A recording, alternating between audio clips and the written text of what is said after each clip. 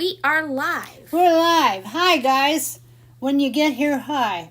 I know this was really kind of last minute that I said we're going to do this, but I kind of been choking around trying to figure out, what to do this week because I have somewhere I need to go tomorrow and I can't put a video out then, and just so many things we've been doing for the class, the Uptown Boho class, that I just kind of got a little bit burned out for a few days. I couldn't think of anything. But then today, as happens so frequently, I came into the creative group at Facebook. If you don't know about it, you should come join us. Bisou Boutique's creative group at Facebook. I think we usually have a link to that down underneath the video in the description.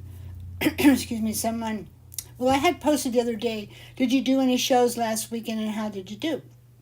And there were a lot of responses, all of them good. Some of them had done well, some of them hadn't for certain reasons. And I just this is a really good discussion. And I don't think I've ever done that for my YouTube audience, had a discussion about shows. So I thought, well, hey, let's talk about that today. And let's do that live. And hopefully I could get a few of my pals from, there's Dara. Dara always comes. Thank you, honey, for coming. They usually help me out. I think what I was saying is that the creative group always helps me out with an idea or with coming over. And some of the creative groups said, yeah, we'll come.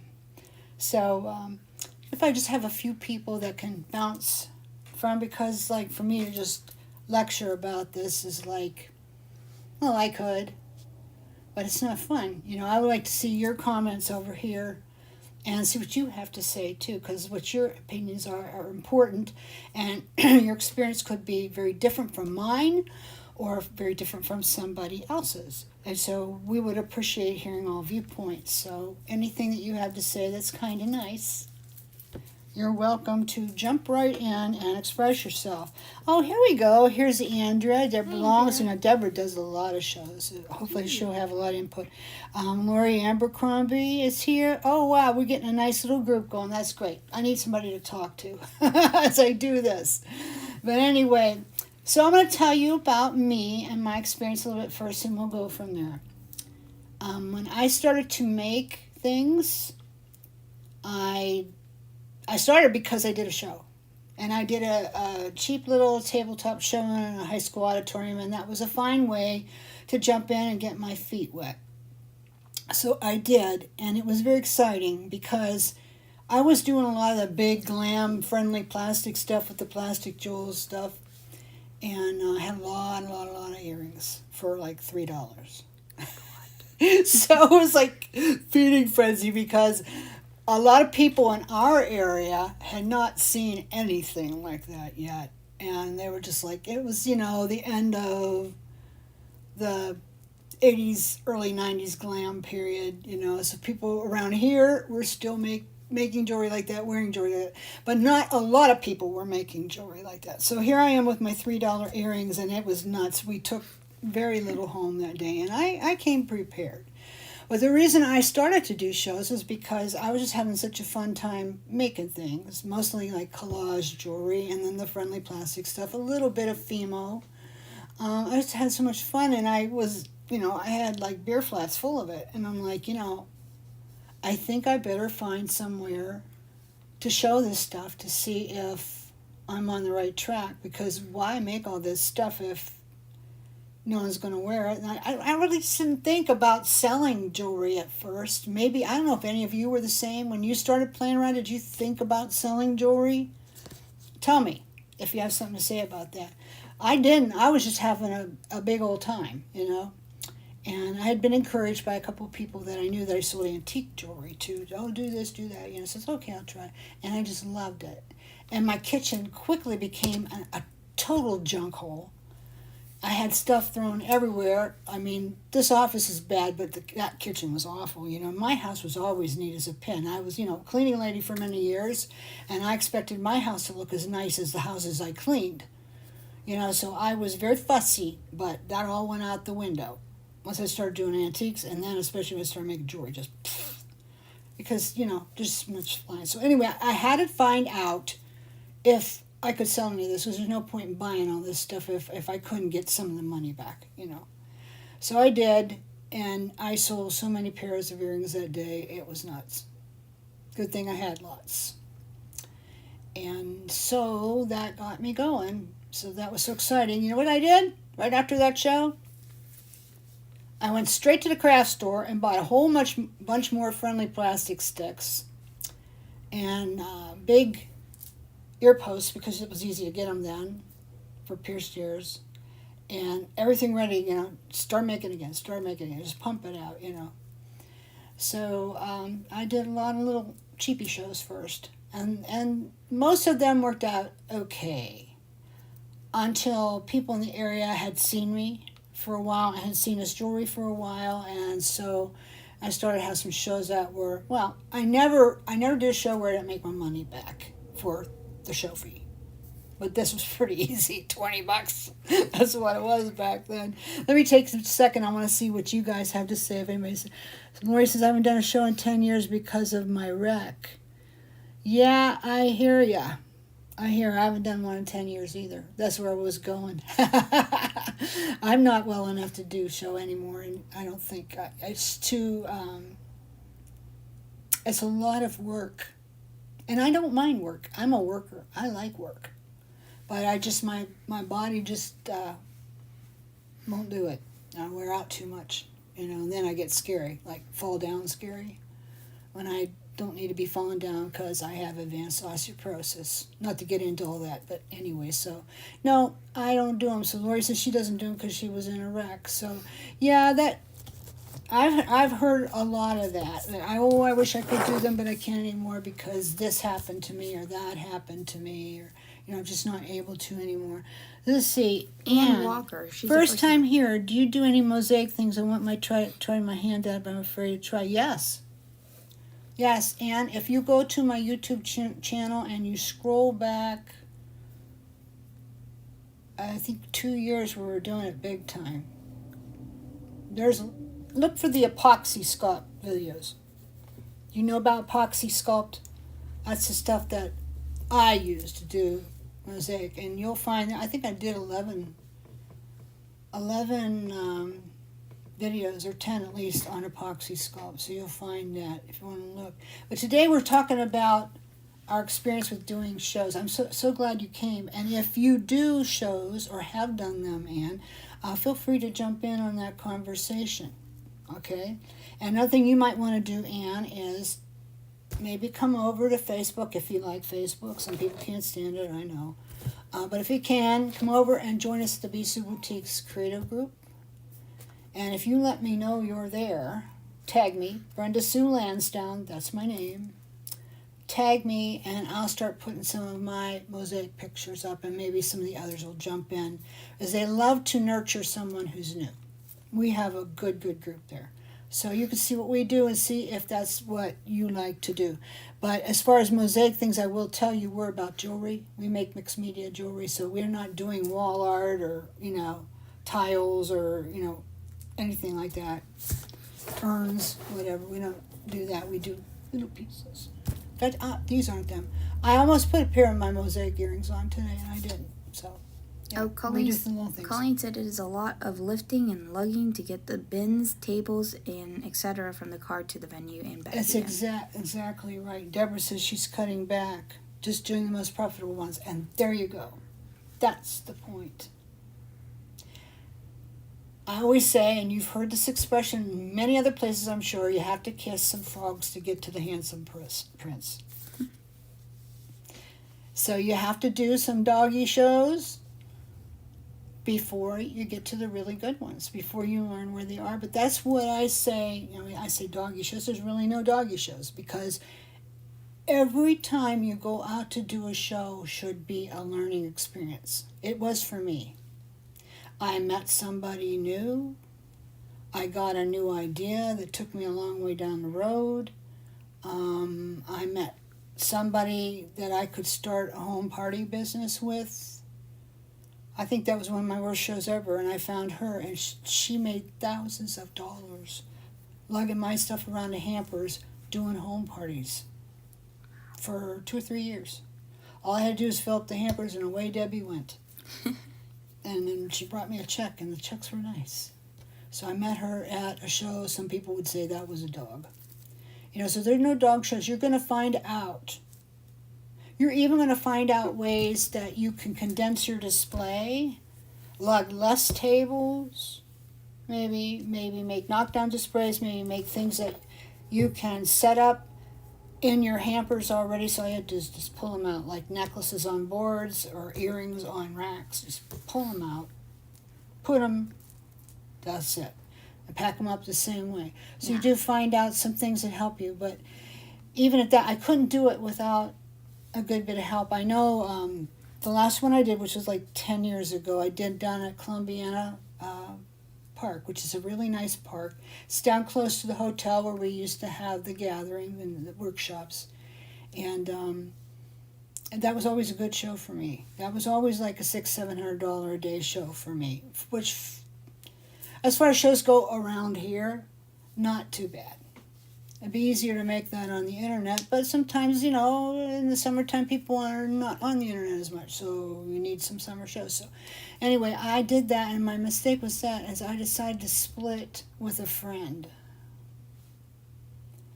And I only made half as much, because she had some cute stuff, too, and they bought, like, her stuff, then my stuff, and it just... Yeah, that was a dumb mistake. Not that I wished her not to have, you know, the revenue from it, but I just gave mine away because I would have sold mine more if I'd not done that.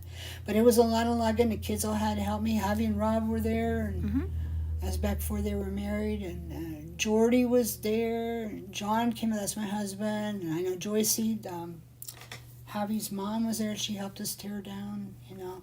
But yeah. And then we went out to a Mexican restaurant after. You remember that? Yeah, I think so. Yeah, we did. We went out to Mexico. Oh, so that was fun. You know, that was fun. It was not a dog show. I mean, I did make like $300 and some bucks, and I got to be with my family. So, you know, how bad is that? You know, but it just was sweaty work. It was raining cats and dogs early in the morning. Remember that, Javi? How it was raining? We didn't know if we were going to be able to do it. And I said, you know what, let's just go over there and see what happens. Maybe they'll start late. And then I had gotten poison ivy on my face. It wasn't bad, just little spots. I was just so afraid that it would spread because, you know, in heat you kind of sweat a little bit and then that will make it bloom. And I'm like, this is all what I need is poison ivy. I hadn't had poison ivy in years, but I had poison ivy. So, you know, there's just a lot of things about it that was tough. Now, if I could find a show that was inside, that wasn't quite so much work, that if I could get Jordy to help me, I might consider it. But as for me, no, I think I'm done. Let's see, I started doing shows 2 years ago, and I really like them. Good for you, Leslie. Yeah, good for you. Anne says I don't do shows, I'm she's camera shy. Well, the shows we're talking about, Anne, are the ones where you load all your stuff up in the car and put them out. You go do them outside or in a high school or in some auditorium or whatever, and you do a craft show. Oh. So you would not have to worry about a camera. Oh, Leslie does shows inside where the tables are already provided. Yeah, that's nicer, isn't it? When we did the trade shows, those were the big shows where we sold to stores, and we found sales reps that took our things all over the country. We did that inside what they call the Monroeville Expo Mart. If any of you from over by Pittsburgh, you know about it. You know where it is. It's still there, and they still do stuff in there. Anyway, we used to do a big holiday show in there, and then we did 2 big trades every year. And for the holiday show, we had to bring our own tables. They didn't provide them, but they were part of the show fee for the trade shows, which should be, because those shows were $1,500 to do. You know, they ought to give you something. They were really expensive. But that's trade shows. This is not a craft show. Claire says shows are definitely a workout. Lori says I didn't quit because I can't do it. I had a traumatic brain injury and I forgot so many techniques. I just took 2 classes to refresh my memory. And tomorrow I'm wire wrapping cabochons. Go. Hey, we have wire wrapping cabochons on YouTube here. Yeah, Javi did them. Javi's video was one of the first ones she ever did by herself. was about how to wire wrap a briolet, and it has 43K views. That's a hot one. I have some that high too, but they're like older. They've been around longer. She just took off with a shot. Everybody wants to know how to do that, I guess. So you might want to look for that one, Lori. And good for you to hop back in, because I know people, I'm not going to say any names, but I know people who have had traumatic brain injuries and have come back to them to where they're just about brilliant. So you could do That's that too. true. You got to use it. You got to use it. So you're doing the right thing. You're hopping back in there to see what you can do. I can't encourage you enough. And by the way, Javi is going to do her first show here in about what? Month and a half? Month and a 6 half, yeah. weeks maybe. And it's just a little park show. But it might be really good. It's done by the Arts and Crafts Council in Niles, Ohio, which is not real far from here. In fact, it's my old stomping grounds close to where I was raised. So she's going to go up there and she's going to do one. And there's something interesting about that show. You're not allowed to take cash, are you? No. You want to talk about that? Tell a little bit about what they Yeah. said? They said we're not doing cash. We're doing only credit card sales and stuff like that. So I guess they don't want us to walk around with like a cash tin or something. They're just maybe afraid. I don't know. I don't know if there were bad experiences there. I sure hope not. I hope not That's all, either. that's all what you need. Well, maybe just a You loss know, you experience. probably could take a check. Yeah. Probably not. Oh gosh, I'm a dummy. I misunderstood. We have a lot of fall craft shows in my area. You're not a dummy. No. Oh, come on. No. We were talking about Mosaic. You want to know about Mosaic. Oh. Nobody's a dummy here. Unless it's me. Claire had a good idea. Has anybody tried doing kiosks at the mall? You know what? I can't. This close. When I first started doing 1928, one of the first things I did is I booked on down to our mall. I took out an extra bit of insurance, because you have to have insurance, at least I did. I had to have special insurance to be able to go into that mall and show. And I had it years ago, but I didn't anymore.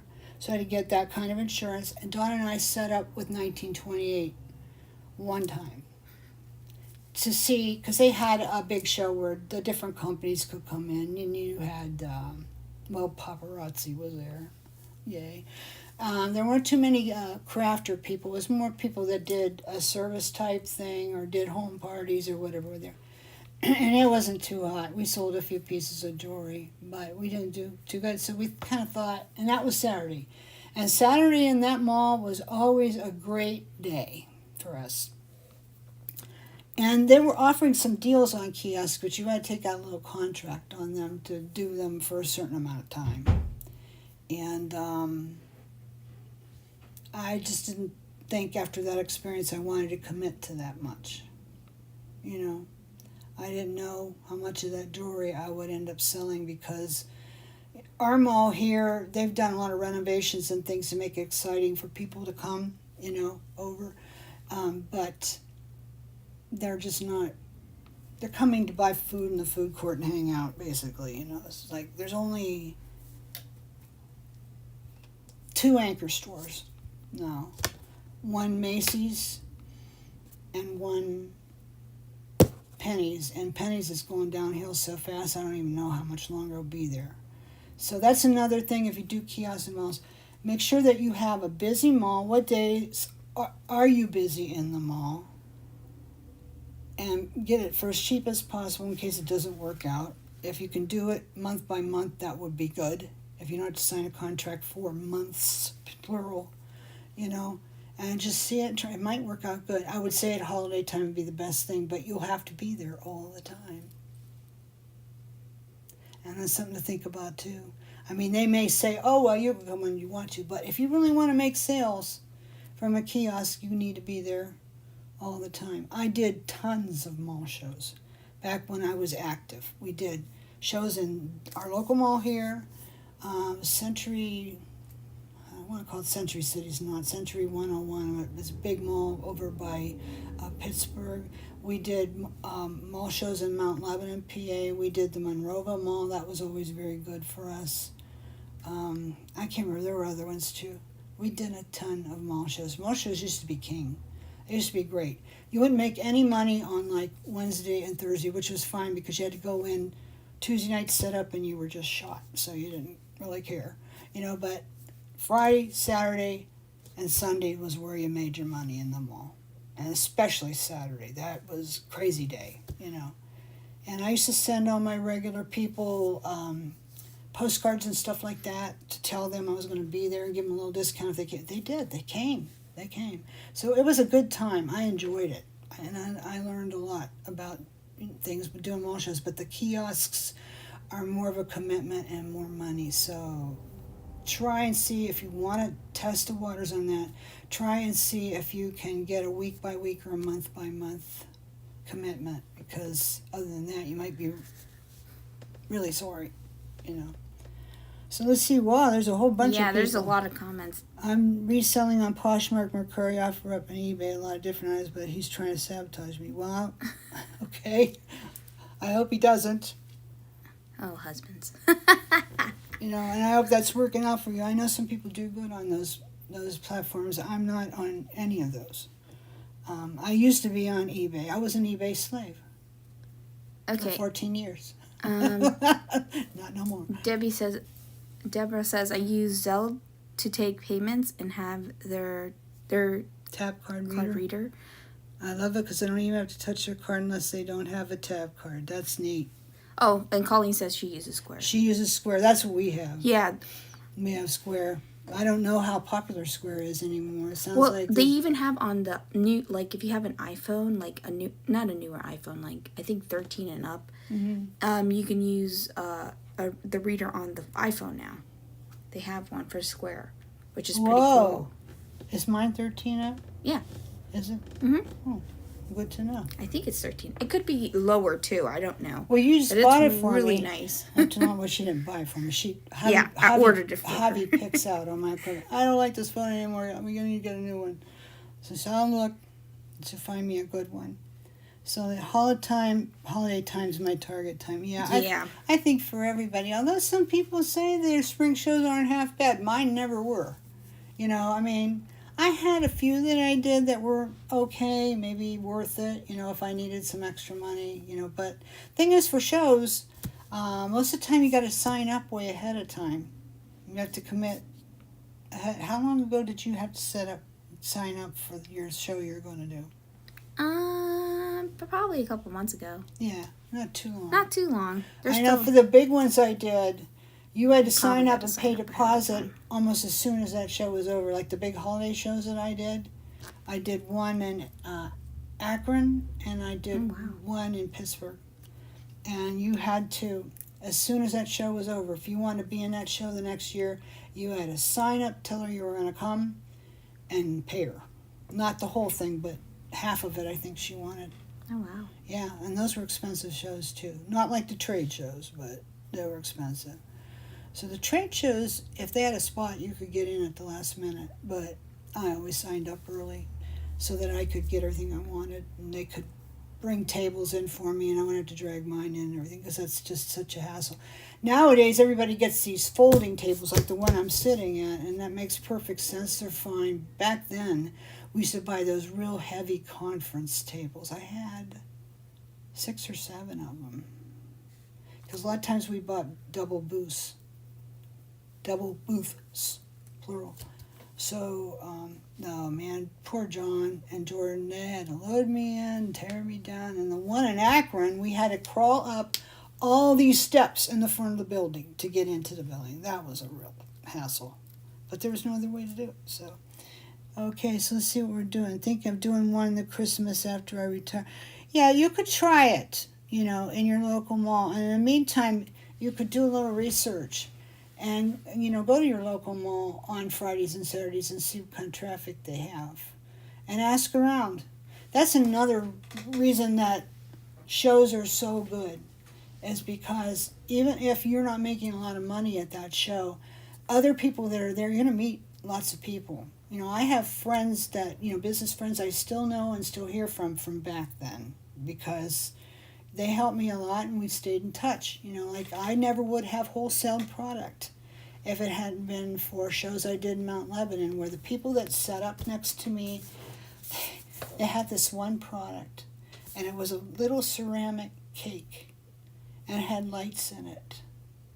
And it would light up and play a song, and it could be a birthday cake if you wanted to be, or it could be whatever. My husband had them make me one and said, "I love you, Bisou." She wrote on them, you know. And she sold them hand over fist. And she said, "You know, you should try trade shows. We do the one in Pittsburgh. We do pretty well." And they did. Their booth was always crowded with shops, you know, getting more of those. So, yeah, I would have never, if I had not met her, I would have never done wholesale. If I had not met Debbie, I would have never had that big home party business. So you do a lot of networking at shows. So, let's see. Dara says, years ago when I had a client base that followed me, I had my own website. I did a special sale that went, she said, whoops, it flipped over. I did a special sale that went live a certain day and time, and I sold out. Wow. See, that's what I was talking about this morning. That's what people do at Facebook, on their business pages. Some do it from a group they form, like my group. I probably wouldn't do that there for certain reasons. I'd have them come to the business page. Some want to do it from DStash. Some of them do it right here on YouTube and are successful. And that might be what I might try too. But I imagine, you know, Dara had people that followed her. So they were waiting to see what was new. What was Dara going to bring? And they loved her stuff and gobbled it up. And so she had great success. And it was all new things that they had not seen before. Lori Meyer from Parisian Girl. I think she's taken a break now. Beautiful, beautiful person. She used to design lines, and then she would advertise them as lines. Oh, my new line's going to open. It's going to drop this day on my business page. She always sold out. She always sold out. And she had a real good eye for what people would buy, and she had the price nailed. She knew exactly how to offer them value and a price that they would like. So she always sold out. So I'm thinking about maybe trying that sometimes. Lori's from Mount Lebanon, PA? Are you? I loved it over there. We always did the Galleria Mall. I think it's still there. Let's see. Happy Bird. I used to help my sister-in-law with her shows. The only time it was worthwhile for her were Christmas shows. Fall shows were okay. Spring shows were never worth her while. But see, that's the thing you learn by doing them. So if you're new to them, you kind of have to poke around and find that out. But that's just it. When you go to those shows that maybe they're not big dollar days for you, you talk around. You have, because you have time. Maybe they're slower. Maybe there are not a lot of people there. And you talk around to your neighbors and everybody else, and you learn what you can learn, what you can find out, and where are you going next, and hey, what's your best show, where do you go, this and that and the other thing. And now, you know, when I did my shows, we didn't have internet, not until the tail end of it, you know, because I came online, I think, 97, so I was doing shows late 80s to mid 90s, mostly. I did a few for my line after that, but, you know, we didn't have internet. So, yeah, it was a whole different world before the internet, wasn't it? That's the great thing about jewelry shows, no mass market sellers allowed. Absolutely. Those are two big things for me. The good shows were always juried, and I liked it that way. That was good. Because if you have a juried show and it's promoted as a juried show, then the people who are coming know that, and they're expecting quality, and they know they're not going to see paparazzi jewelry in there.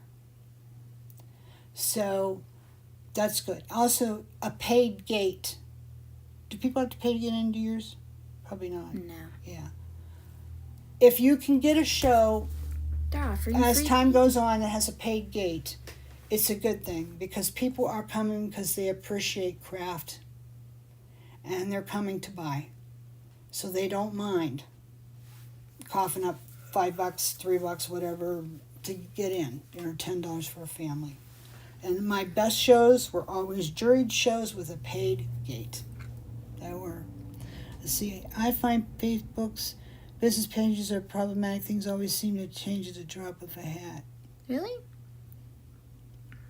I don't know. I can't see where anything's really changed on mine. It's clunky though sometimes. It's slow. You got to put something on and it won't load. Yeah. And, I don't think it's that at all.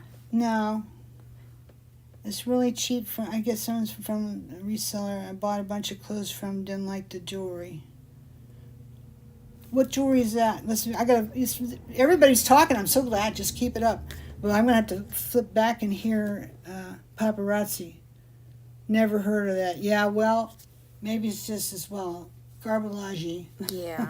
Claire says I have a lot of Yeah. repeated customer that looks for me at the local shows. Yeah, that's true. I know you do, and Claire, you do a really good job of promoting yourself right on Facebook, because it seems to me that maybe a lot of people who follow you are on Facebook, and they see, and you can sell even before the show, or if they come, save this for me, or they're going to buy it, or they know what they're going to see, that kind of thing, which is a very, very good thing.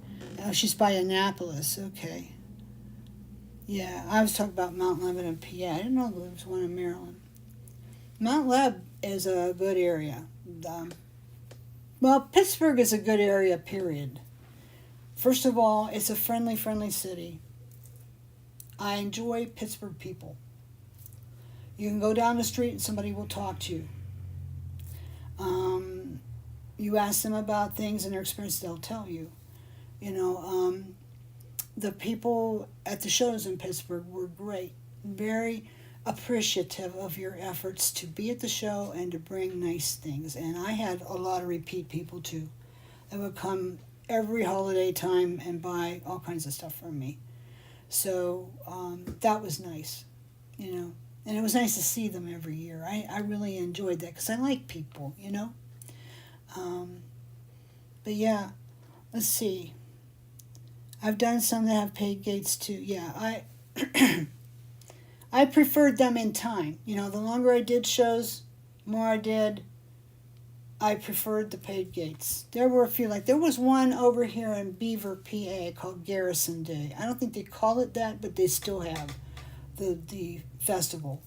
And that was a good day. That was usually $600-700 a day, and people bought a lot. And for me, at a show, for a one-day show, that was kind of a country show. That was excellent. But it's still a lot of work. Like Colleen said, lugging all that stuff. That's why I just don't know, Like, for example, Javi put a thumbnail on this video. You may not have seen it yet, but after the video, you might go back and look and see what she had. That comes up in the feed, at YouTube to show that we have a new video and all that. And it's a picture from one of my trade shows, I think. And you can see how I might have been, no, I think that was a holiday show, actually.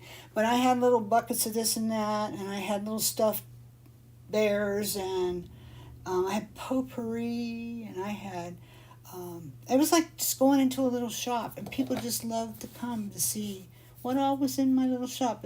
I think it's because I really wished I'd had a big shop, which eventually I did get to have. And I was kind of playing at it, so I enjoyed that a lot. So she spent a lot of time in West Virginia. Yeah. She moved to Annapolis. Okay. She's from Mount Lebanon. She moved to Annapolis. I saw pieces from the show. Yeah, exactly. That's what I was thinking for myself, because, Harry said something on the thread, and I got to thinking, I know different ones have told me. I talked to Linda Mayer one time. I said, why don't you do that? I'm like, I just don't know how that's going to work for me. I mean, how does that work for me? I don't sell a lot of, mass-produced type stuff, I don't know how that works for me. I'm afraid people would think it was a de-stash sale and be disappointed, because that would not be what I'd be doing. I'm not going to make that kind of an effort to have a de-stash sale. I want it to be pretty and nice and organized. So I'm thinking, well, it would have to either be on the Facebook business page or here at YouTube. And what it would be is more like a trunk show. Anybody ever do trunk shows where maybe some school or some museum or whatever shop asks you to bring your stuff in for a day or two and sell it? and talk to people and meet their customers. You could approach that as a trunk show. So usually for a trunk show, what you take in is stuff that is new. People haven't seen it before. So if I did something like that, I would have to buy some really, really special beads, a whole bunch of them. Or maybe things for, I'm branching into altered bottles, junk journals, frames, things. Maybe bring in things to do that and sell them in lots or whatever. Reasonably, but not giveaway price, And then some jewelry maybe that I made that I didn't have on my website. So these things would be all fresh and new, and new components, new beads, new everything you'd not seen before, and they'd be on that show. And then if we sold out, we sold out. Maybe I'd have more, maybe I wouldn't, because I might have got them at a special deal. I might have called up one of my vendors, hey, what do you got in the back room? That looks good, or what do you got in vintage? Do you have any good vintage stuff, that you can show me? That kind of thing, like I used to do with Mr. Bernie, So that would be probably way I would go if I was doing it. Do it maybe Facebook, YouTube, and then, but for both I'd have to have new stuff. And then whatever was left, then I'd put on my website. That's what I'm thinking. I don't know. I'm thinking about it. I just tried my hand at vintage metal. Would be something I love to sell. Well, we do Bisou metal here, So I have my own line of that. You probably just don't know that, Bisou Boutiques is a trademark company, and we have our own finishes. We have had them for a long time. In fact, some of the ladies at Vintage used to buy from me off eBay. So that goes back a long time. They have an excellent product, and the reason I know is because it all comes from a similar font, similar place. So I get the same pieces, sometimes different ones and sometimes new ones, but I have my own proprietary finishes the same way as they do, So we do Bisou Boutiques metal here, and if you've not seen Bisou Boutiques before, Lori, you might want to give us a try. We have a lot of unique things right now. We still have the 1928 line. Nobody has that line but us. And those are the parts from the 1928 jewelry factory that they used to make their jewelry for so many years. And they're making them for us, and they're absolutely gorgeous. Nothing like them. And I'm the only place you can get them. We sell tons of beads. We sell lots of findings. We sell mixed media product. We sell, we're branching out to do things that maybe require lace or flowers. I want to do junk journals. We have a lot of stuff, lots of chain, pages of chain.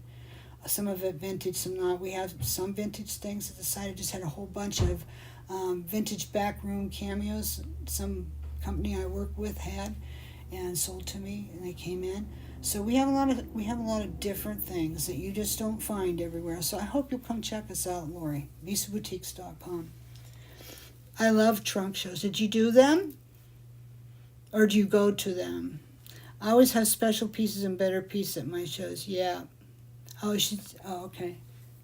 I know I purchased from you. Okay. Well, we talk about Bisou Boutiques product here. So anyway, but that is a good company. Let me see. What else do we got here? Self-piece, I should have said that. Okay. So I know I've missed some people because we were talking a lot there. Maybe not. Maybe we caught up. Okay. So, does anybody take what do you want to call it? Like findings and hand tools with them to their shows so they can make minor adjustments on jewelry for people? I'm pretty sure some of you girls do that. And that's a really good way to make a customer for life, so to speak. And, if you can afford to build that into the price of your stuff, if you're able to go ahead and do that for them right on the site of their show, that makes them even happier. Like you can make an adjustment, maybe like put a little extra link in a charm bracelet or in a chain. If you're able to convert an earring to clip from pierced or vice versa. Of course, not too many of us, I don't think, make clip earrings anymore. Does anybody here make clip earrings? I think we have some clip findings at the site, but I think we've had them there forever because not that many people, wear them. And not every earring that you would make that's a drop earring could easily be converted. You'd have to make a top with a post. And it would have to be big enough to accommodate a clip. So that might not work so good. But I know I used to do it a lot because a lot of people wore clips back in the late 80s and early 90s. Those great big, Finding Plastic, a lot of them, they wore clips. So let's see. 1928 line is your favorite. Yeah, it is a good line. I don't know how much longer we're going to have it, so I hope that's not too disappointing to too many other people. But the company has made a lot of changes recently, and they've raised their prices to a place where they're not sustainable. Not to make it, get it from them, and then have it plated across the country in Rhode Island at a quality plater who charges a lot of money, especially for gold. Because I always want the best. So here's what I'm thinking about that. And I know, Dara, you and I have talked about it. Is once I can get the money up, I'm going to start my own line of castings. And I'm going to do it. I don't know, they might be unique things, and maybe not. I might just have some of my toolers cast the parts that they usually do that are die struck. Especially mounts would work really good because I think a lot of us got used to the heft of a cast mount for a pendant. I know I did. It just feels better, like there's a substantial one. It's going to stay down where you want it, not sling to the side, all that kind of thing. So I'm going to have some of our favorites in brass cast. They may already have a mold for them, so I just have to ask and then they'd run it. So I'm hoping to do that in the fall, and so far as I can afford it. Right now, we're just trying to stay in business. But the time will come when I will do that, even if I just do one at a time. And then little bit by little bit, I'll build that up again. And I'll probably carry the 1928 mounts for as long as I possibly can. But if he raises the price again, I don't... Many people have told me I love them, but I can't pay that much and make any money. And I understand. I do. Understand. I love the ear wires you sell on your website. My ears are sensitive. Yours is the only one that never bothered my ears. That's because they don't have nickel in them. That's why. We don't like plating that has nickel in it. The only thing that has nickel in it is our gold. And here's why. My plater told me that in order to make a very sturdy gold finish, you have to put a very fine underlayer of nickel on it first. And then you seal that in there with your gold plating so it doesn't like leap out and get you, It's under there and it's mostly to make the gold plating be stable. He claims you cannot make a good gold plating without any nickel at all. Now, I know some Chinese vendors say they can, but, you know how that goes. So I don't know about that. But ours does have a little bit. But I don't think so on the earrings because of where we get them. That vendor does everything hypoallergenic. So I'm glad to know that. You like that. Claire says she has a toolbox to take to shows with tools, jump rings, extra chain, things to work on slow periods. Absolutely. Good idea. Tools not only for altering jewelry to make sale, but also repair anything that didn't travel well. There you go. Yeah. So, I know, Dara, you would like to have a line in matte black. I hope I can make it happen for you. It's just, I'm just trying to figure it all out. But that's what I'm hoping to do. That's what I'm hoping. It says, I've had some people, who says it's Deborah, I've had some people that maybe didn't like a dangle and I've taken it off for them to make the purchase. Yep. I used to carry the clip earrings all the time, but I rarely have people ask anymore. I'm not surprised about that.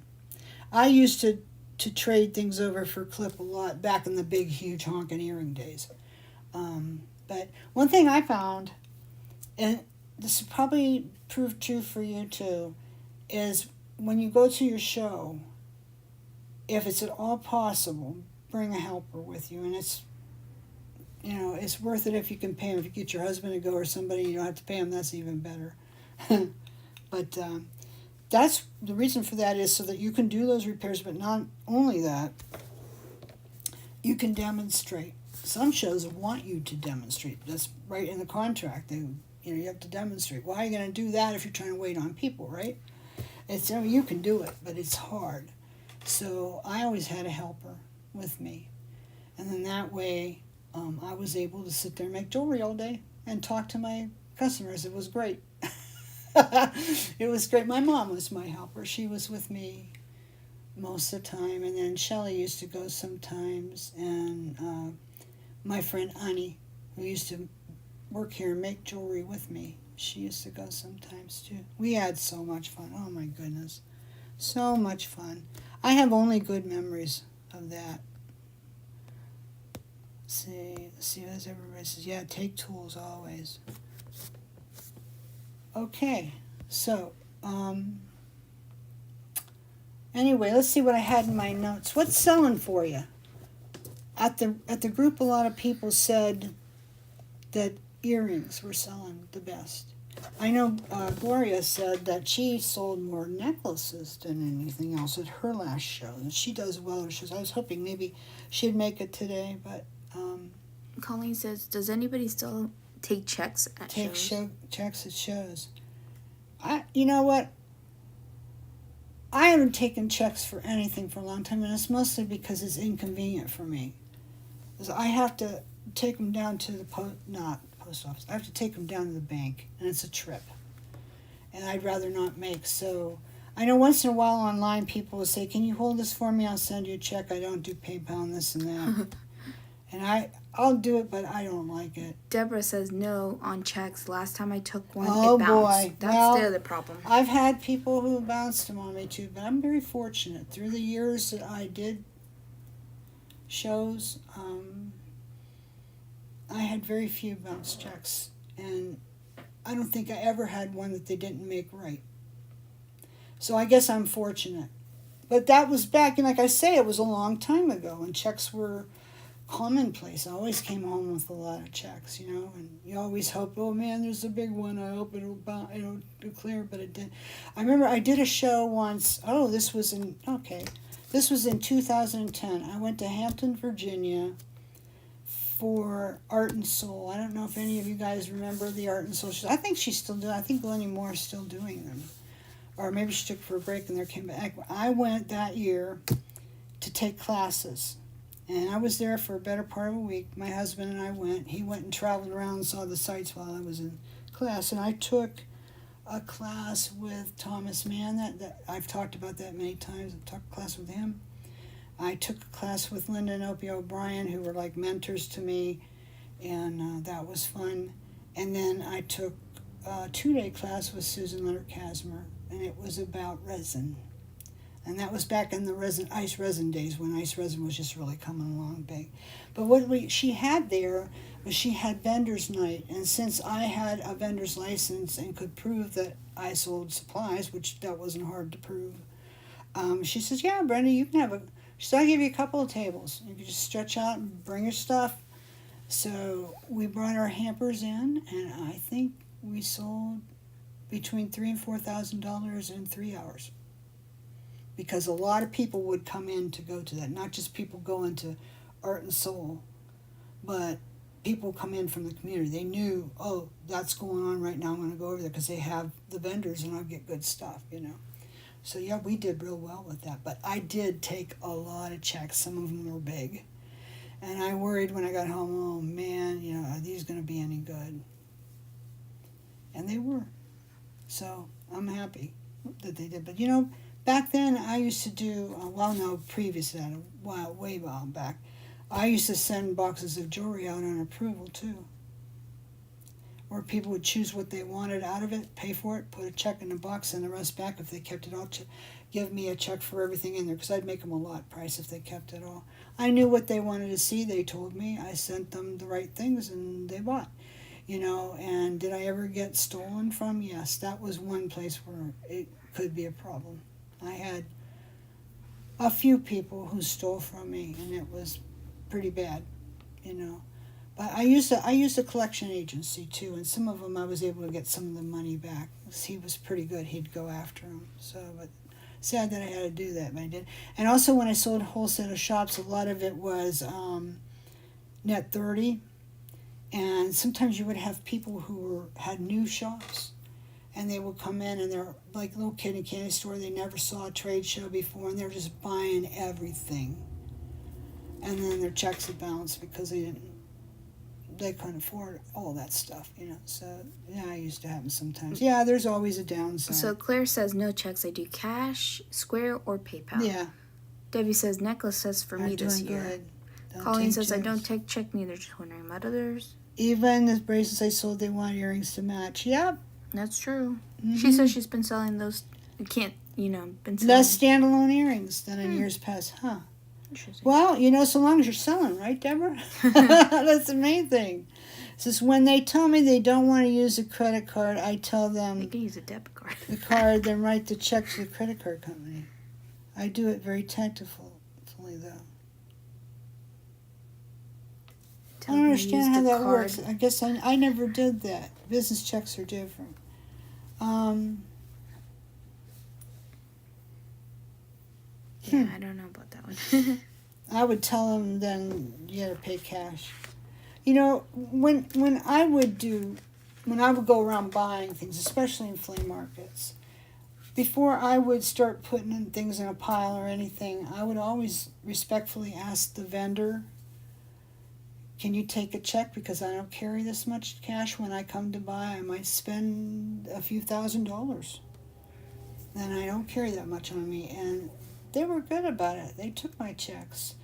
But I would show them business credentials and stuff too. Some of them had heard about me. So they did. I never had anybody say to me that they would not take my check.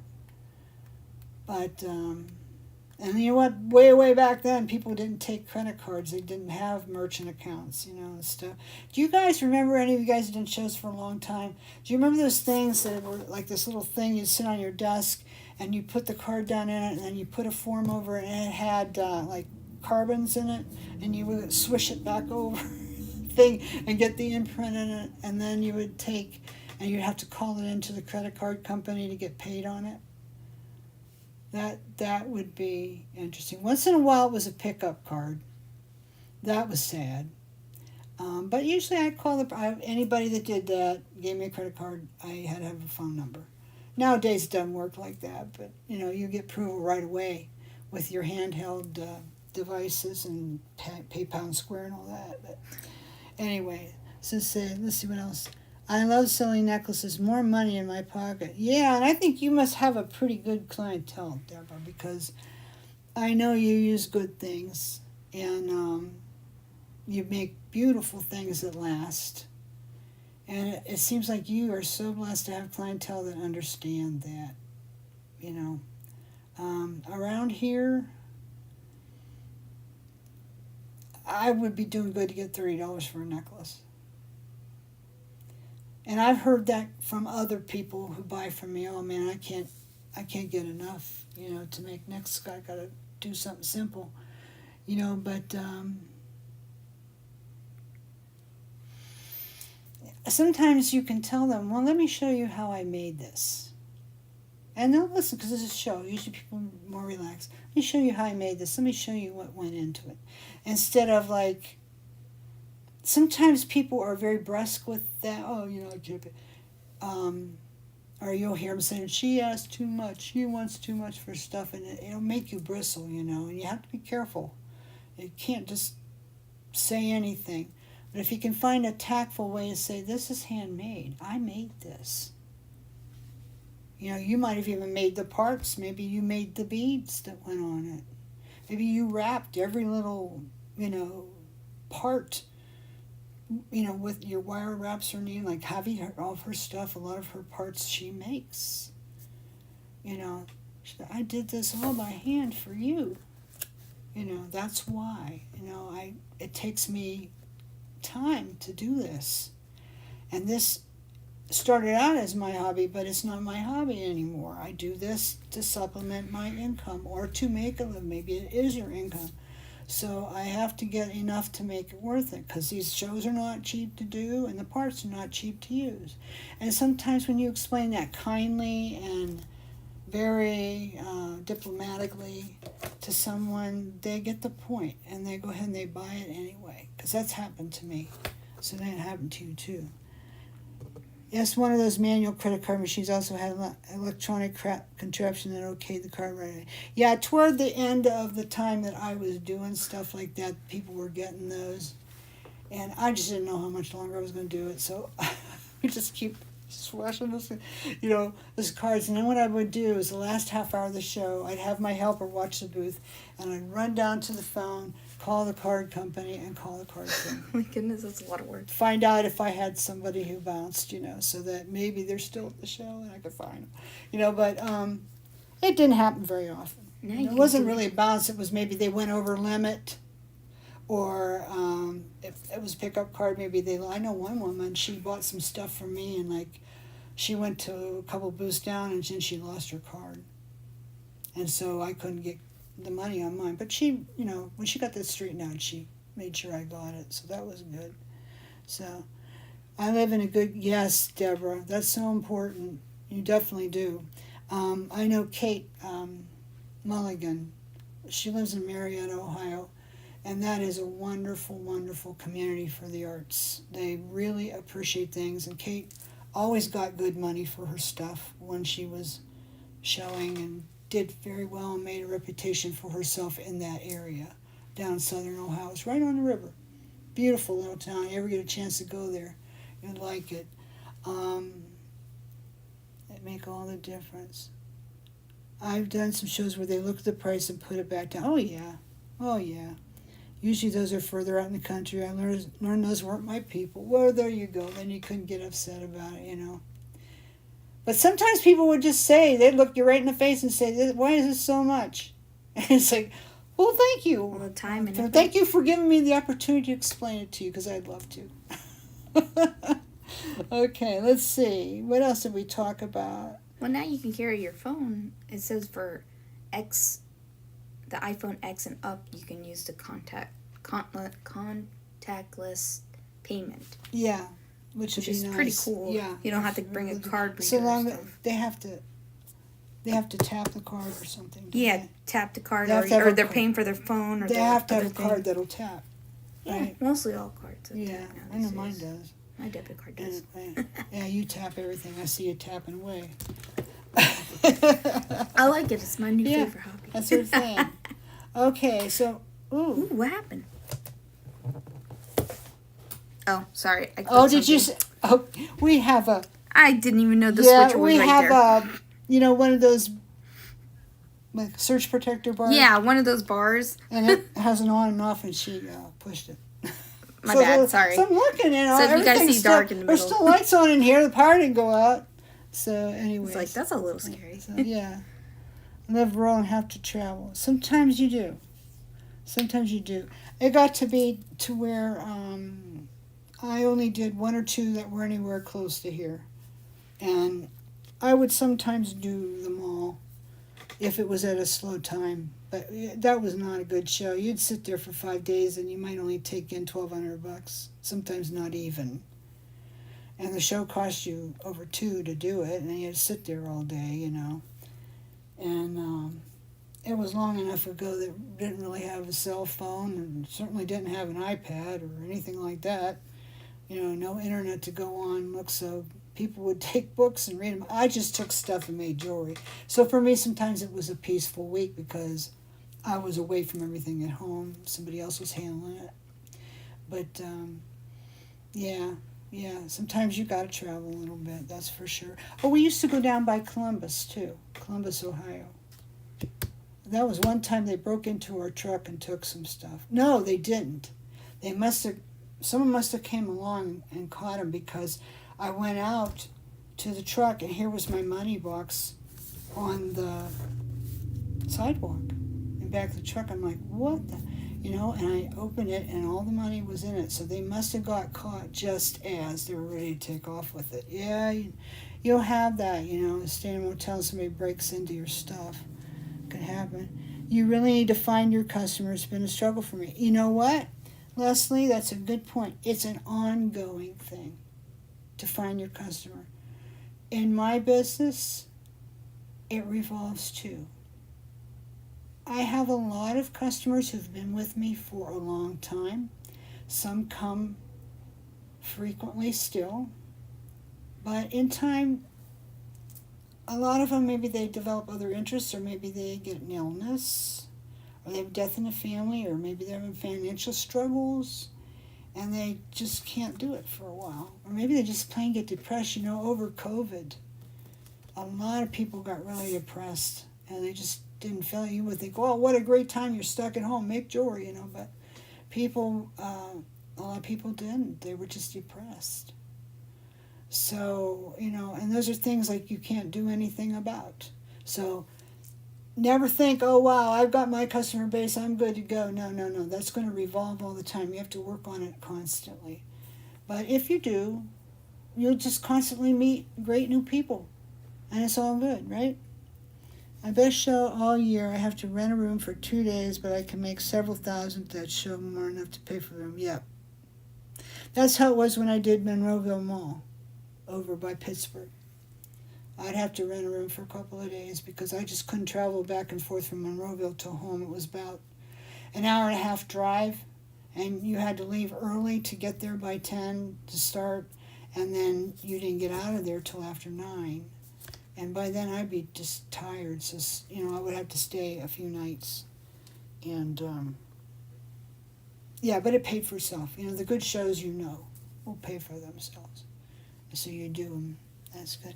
Well, listen, guys, I hope I got everything. She says she's hoping to do a show during our city's Fall Fest. That sounds like might be a good one. That might be great.